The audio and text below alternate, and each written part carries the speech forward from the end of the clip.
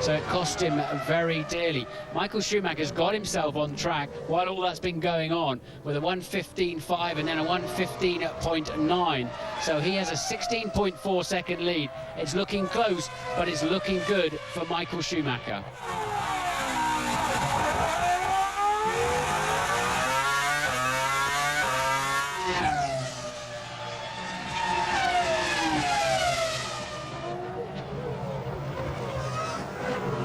It is indeed looking good for Michael Schumacher.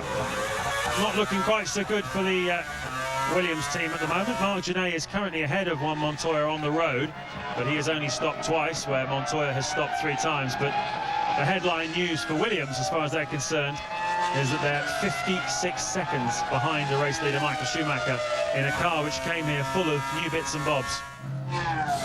There is Genet making his 3rd stop of the afternoon. That will drop him out of the points.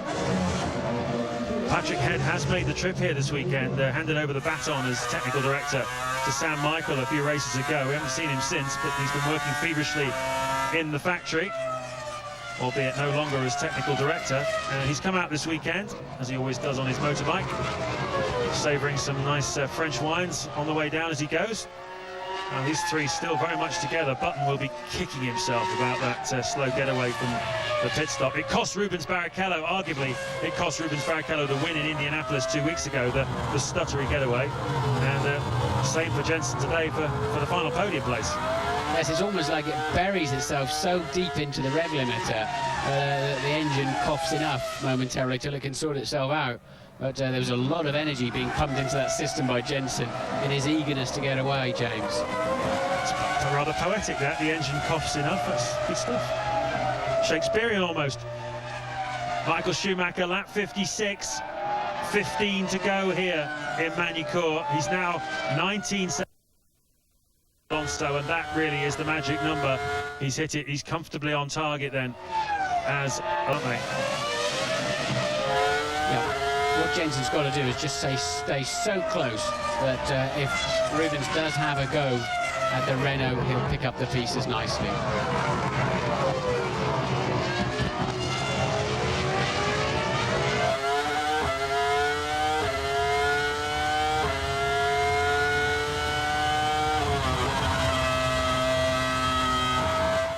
14 laps to go at Magny-Cours in France. That's your race leader, Michael Schumacher. His task was to find about 8 or 9 seconds over Alonso during this stint. He looks like he's done it. The last few laps have been kind to Michael Schumacher and rather unkind to Fernando Alonso. There's Ross Brawn on the right, the Ferrari technical director and chief strategist. He's the one that sent Michael Schumacher out on the quest, and we believe, of stopping 4 times here this afternoon. It took half the race before Alonso gave up the lead to Michael Schumacher. Schumacher took it by short fueling one of his stops, but he's ahead now of Alonso, and Trulli is in 3rd place. Barrichello is in 4th. Button is in 5th, having lost the chance of taking the final podium position, the 3rd podium position away from Jarno Trulli. Button was slow away from his 3rd pit stop, a stuttering exit he made from his pit box. He could have taken 3rd from Trulli, but was unable to do so, and Barrichello swallowed him up on the back straight on Button's outlap. So Button dropping then down to 5th place with the 2 McLarens of Coulthard and Raikkonen right behind. And Ted has some news for us in the pits. James, there are a few bits of key information that explain why Michael has done a 4-stop. First of all, he's running a softer tyre than Rubens Barrichello, the softer Bridgestone, and he's also softened up the rear suspension. I noticed on the grid that the torsion bar, his rear torsion bar, was sticking out the back of the bodywork, and a longer torsion bar, Martin, as you know, indicates a softer rear, so that would have made the tyres wear out more. And of course, it's a very short pit lane with a short pit entry. And as I say that, Ferrari are coming out for Michael's 4th and final stop. It's looking good. That's an urgent decision they've just made, isn't it? They bolted out of their seats, so understandably, because Michael Schumacher's already at the Imola chicane, so just 2 corners to go before the pit lane, and quite clearly they've decided with a 21.7 second advantage, and he's already another half second up on this lap too over Alonso, and that's why they've done it, James. Traffic ahead of them. They've decided, that's why the mechanics bolted so quickly, so Michael doesn't lose time between the Williams and the Jordan. Well, certainly Alonso has lost time in traffic, and that's what's pretty much finished off his challenge. 21 seconds, so and Fernando Alonso, that is one of the Jaguars, and Alonso was behind him on the racetrack. Schumacher retains the lead. The four-stop strategy of Ross Brawn would appear to have worked here this afternoon. The aggressive driving of Michael Schumacher has done the rest, and Ross will no doubt be peeling his mid-race banana fairly soon. Bit of brain food. But as far as he's concerned, his work is done for the afternoon. It's now just up to his driver to bring the car home. Well, you have to say they've played it nicely, haven't they? The four-stopper was good, got him out of the dirty air of Alonso to enable him to put in those great lap times. And they always obviously felt comfortable, and we've seen it with our Meet the Team this weekend, how the comfort level between Ross and Michael and the trust they all have together. Ross knows that if he challenges Michael to go and find 10 seconds, he'll do it. Absolutely right.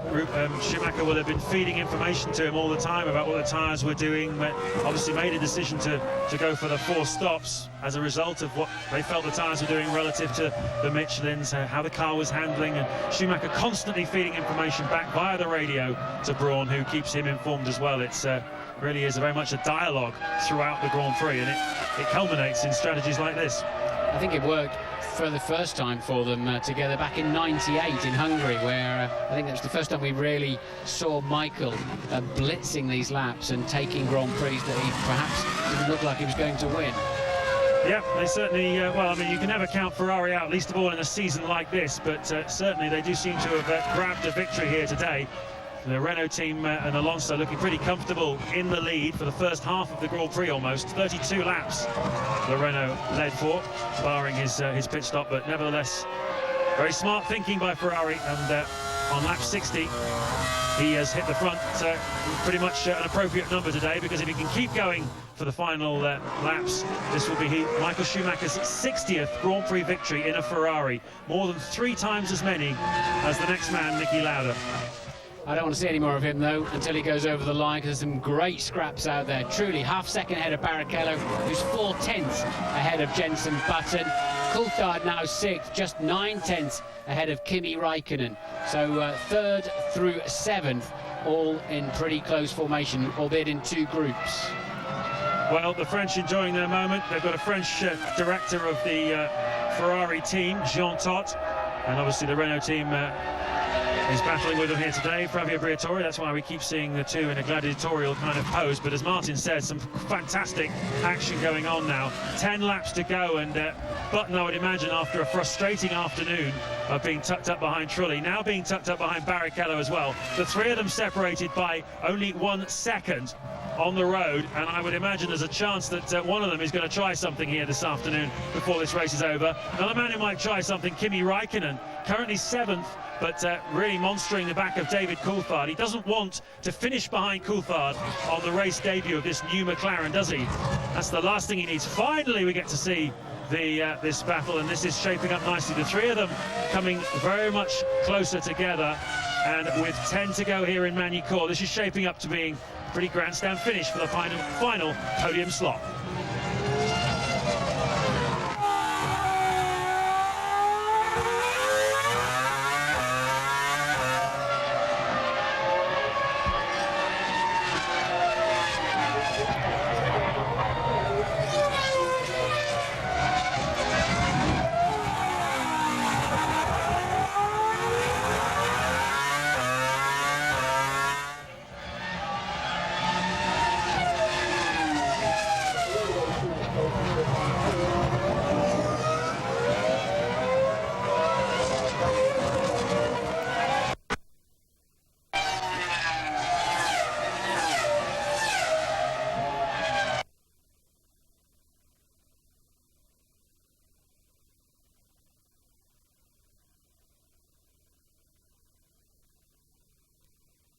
Only 6 seconds behind the race leader in the updated, new and improved Williams BMW.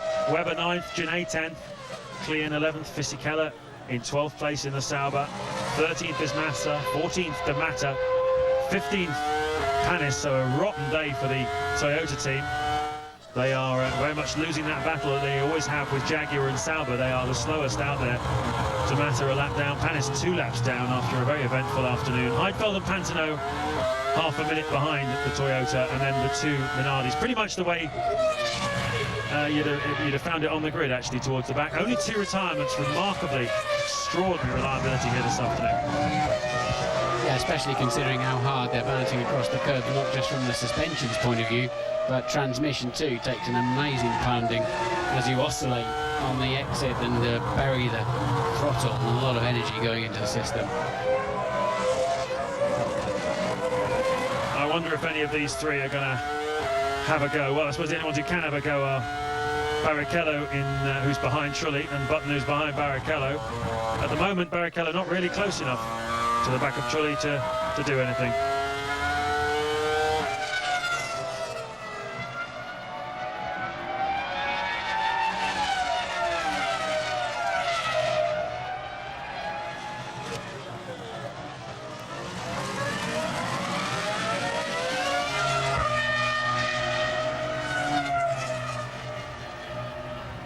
8 laps to go in the French Grand Prix. It's been a really enjoyable afternoon's racing, I have to say.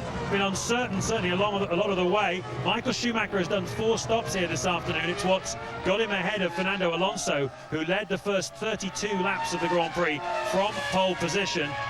Tremendous scrap between them. Schumacher getting ahead after the 2nd round of pit stops, but it was a surprise to everybody when he made the additional stop. Rubens Barrichello critically got in front of Jenson Button in the BAR driver's 3rd pit stop. Button has been battling all afternoon with Jarno Trulli, and recently with Barrichello as well. This is the scrap we're looking at the moment. It's the battle with Trulli in front. You can see there we're on board with Rubens Barrichello. So Trulli 3rd, Barrichello 4th, Button in 5th place, and shaping up nicely with 7 to go here. The first tranche of a great day of sport here on ITV1. Don't forget, tonight at 7 o'clock you can see the Euro 2004 soccer finals. Portugal, the conquerors of England in the quarterfinals, hearts breaking all over the country when that happened. Well, it's their chance to go for glory tonight against Greece in Porto, of course. Join Des Lynam and the crew for that, but we've still got a lot of racing here to go in the last 7 laps at Magny-Cours.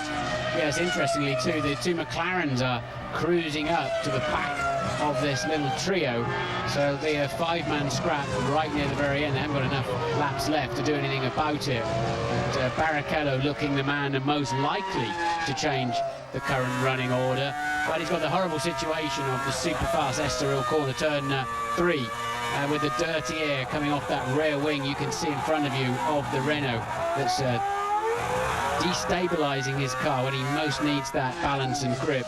And even with the extra straight line speed, then you're too far behind by the time you get on to the straight. Ted is down in the pits again. Yeah, down at Ferrari with Luca Colliani again. Luca, 4 stops was quite risky, but it's worked out brilliantly, hasn't it?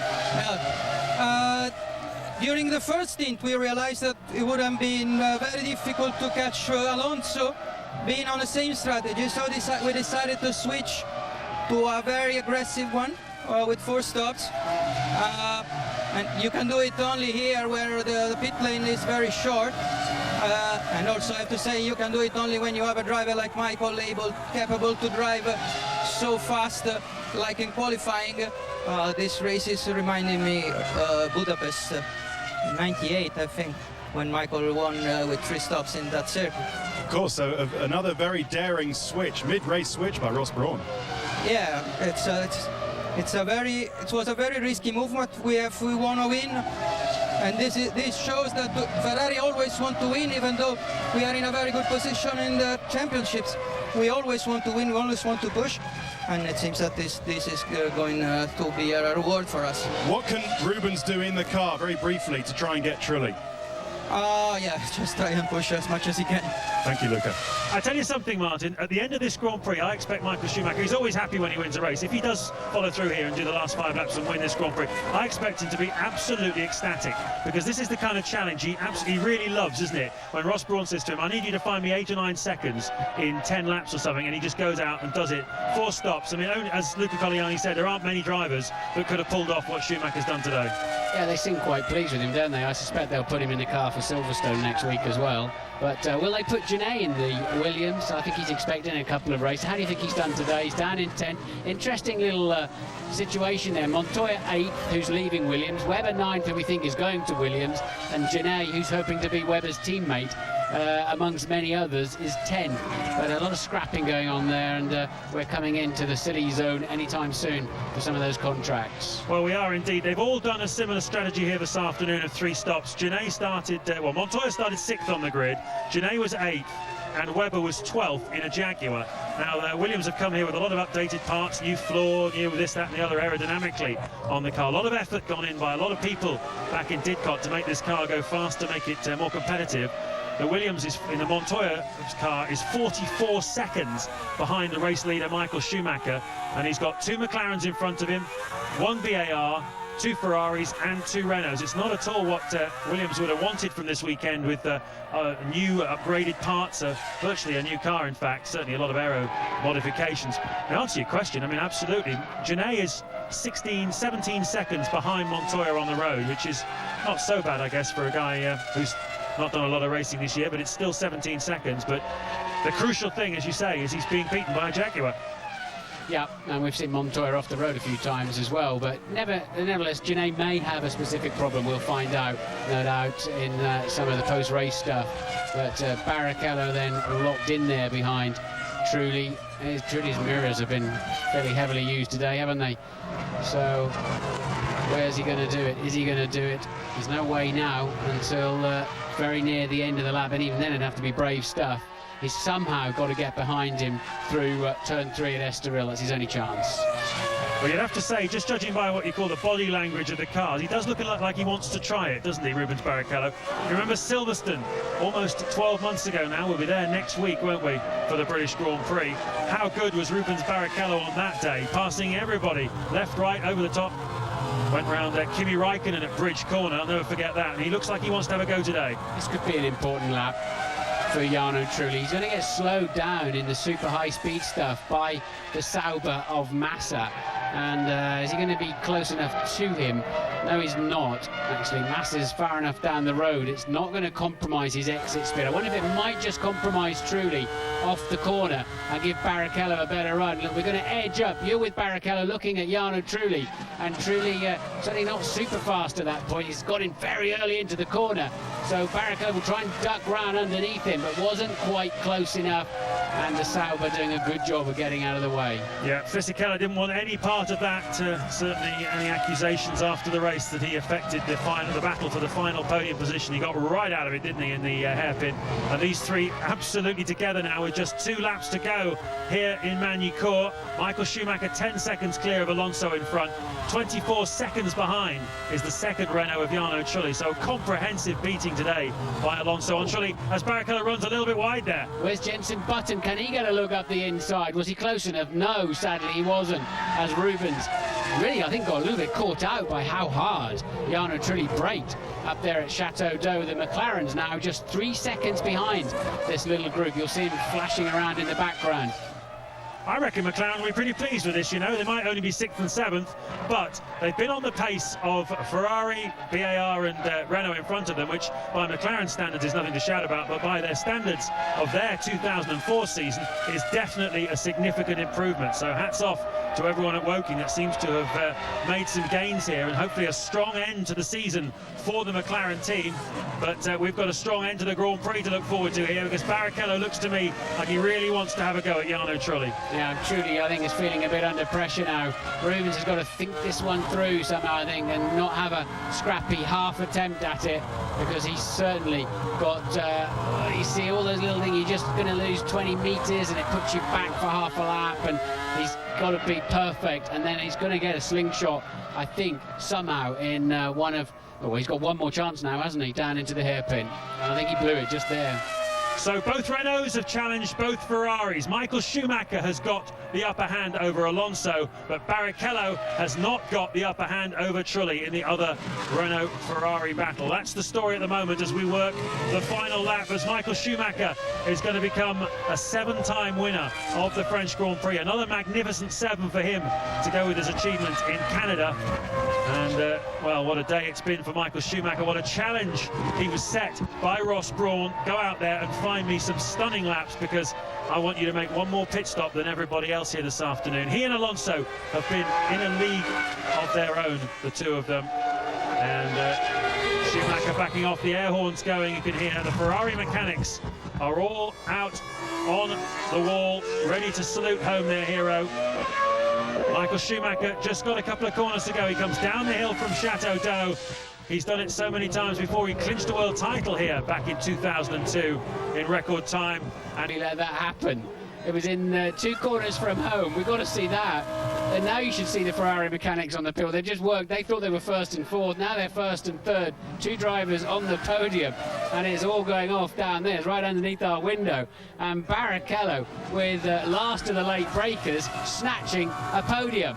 Absolutely fantastic stuff. Michael Schumacher the winner here then. The podium coming up shortly.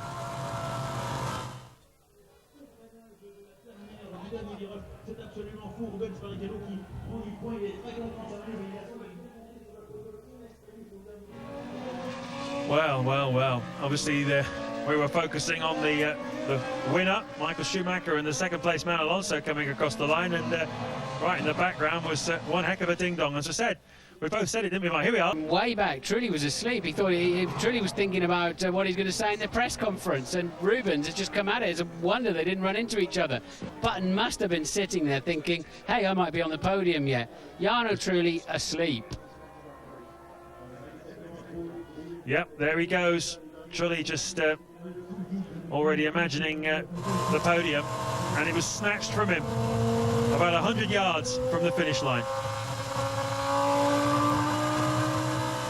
Just run you through the final positions. There we go. Schumacher, Alonso, Barrichello, the podium, 2 Ferraris and a Renault. Jarno Trulli gets 4th place for Renault, Button 5th for BAR Honda. He'll be disappointed with that, I think. He would have thought he should have been on the podium here this afternoon, and but for that stuttery departure from his pit stop, he would have been. Coulthard and Raikkonen, I think Mercedes or McLaren will be pleased with that. 30 seconds away from the race winner, but right on the pace of the cars in front of them. 6th and 7th then for Coulthard and Raikkonen. Montoya 8th, Webber 9th. He fought hard today, and he beat a Williams, and that means a lot. They weren't exactly giving points away this afternoon, with all of the big teams all getting their cars home, apart from Takuma Sato.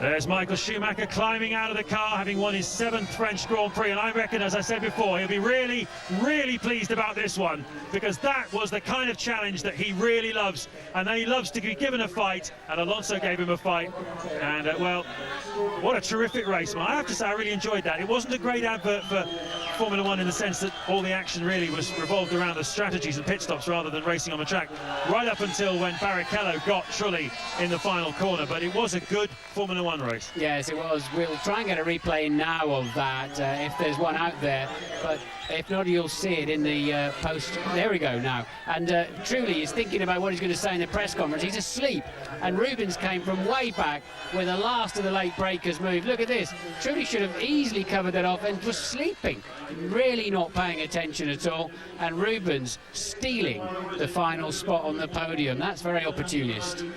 Well, there's Luca Baldessari. Rubens is happy. There's Luca Baldessari just going in there with the FIA's Herbie Blash into the weighing area. Baldessari, we saw at the beginning of the program, he's the man who tells all the data to do with the race to Ross Brawn on the wall, who makes the ultimate decision. But Baldessari, a very, very important part of the strategy-making process. And Ferrari do share out the spoils, don't they? They send different people up onto the podium, which is a nice touch. And today, because of that key strategy decision they made, it's Baldessari who gets to go up there. But Martin, we have to I have to ask you who your driver of the day is. It's, I mean, there's been some strong performances today. Yeah, I think it's relatively easy though for me, Michael Schumacher. I mean, he just pulled everything out he needed to do, kept his head in critical moments of the Grand Prix. Barrichello, though, contender, coming through from 10th on the grid to 3rd, but a little bit unlucky with his grid slide because of hydraulic problems in the first qualifying practice, but he'll enjoy that one. Rubens takes the ITV feed and watches it back home in Portugal, and he'll be getting a lot of pleasure from seeing that. That's a good run from him, but Michael was just perfect. In the end, he was so fast, it was a relatively easy victory. There's the Renault employees. They'll be happy in one sense that Alonso's second, a little bit glum that Trulli was not able to hold on to that final 3rd place. Good crowd here today. We're being told 70,000, which is about 10,000 more than they had here last year for the French Grand Prix. There was some doubt about this Grand Prix, if you remember, over the winter, but it did make it onto the calendar, part of a back-to-back sequence with the British Grand Prix next weekend at Silverstone. Martin, is that going to be a spectacular or what? I think it is. We've got Button on good form. It's good to see Coulthard back in the frame, his best drive, I think, really since Suzuka last year, and he'll be pleased to be ahead of he's outraced Raikkonen today. So the two Brits looking pretty strong, but not quite strong enough today. But they ended up just 4 seconds apart, from Barrichello in 3rd to Raikkonen in 7th, 4 seconds between them. So McLaren had a very strong final stint in the Grand Prix, actually. Certainly did. Out onto the podium comes the victor, Michael Schumacher.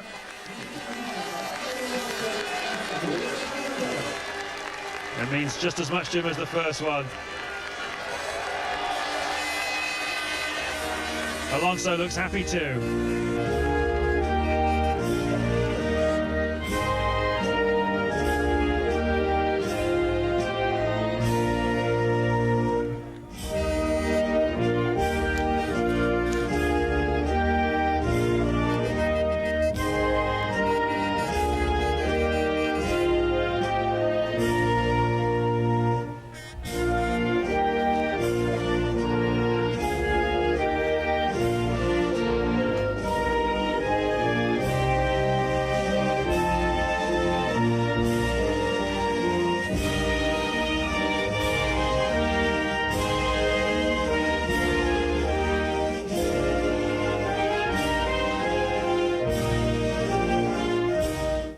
Ninth win of the season for Michael Schumacher.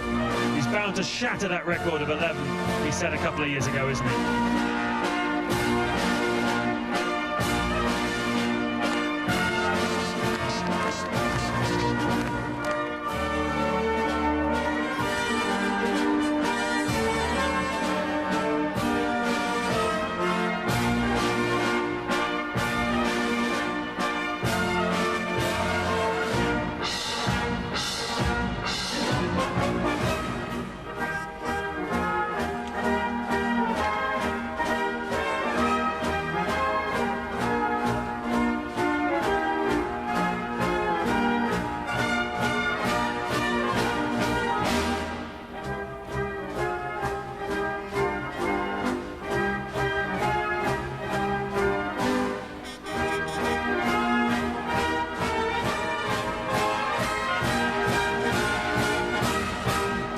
Congratulations. His 60th victory at the wheel of one of Enzo Ferrari's cars. We heard Niki Lauda early on saying that the old man lives on through his cars and through the racing.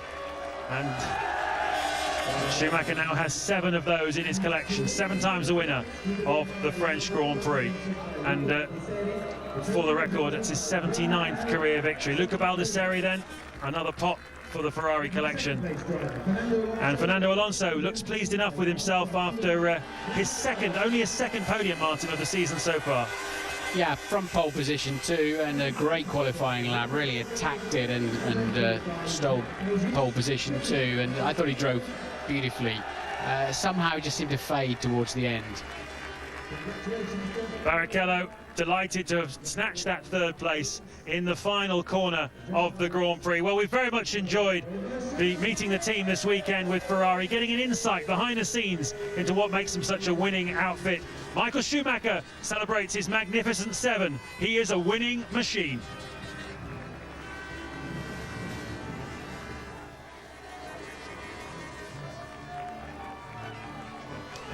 So for the 9th time in 10 races, we hear the German and Italian national anthems. Michael Schumacher, the winner of the French Grand Prix for the 7th time. Schumacher there with Rubens Barrichello, Fernando Alonso on the podium as well. Michael Schumacher showed plenty of confidence at the media conference after qualifying. And today, very quick after the second stop, while Alonso struggled on old tyres for 2 or 3 laps, lacking in traction. And Bob, at that point, away went Schumacher. Game over. True, Jeff, it was game over, but it's a race that showed the strengths of the relative teams, the strategy strength of Ferrari, as Martin said, the strength of Schumacher to deliver when Ross Brawn asked him to do something, the fighting spirit of Barrichello there, right to the last corner, he was still in with it, and Renault and Alonso, you know, a good showing from them. However, I have to say the whole race was completely ruined for me by the director, who I hasten to say it's the director in France, not the director sitting not very far away from me at the moment.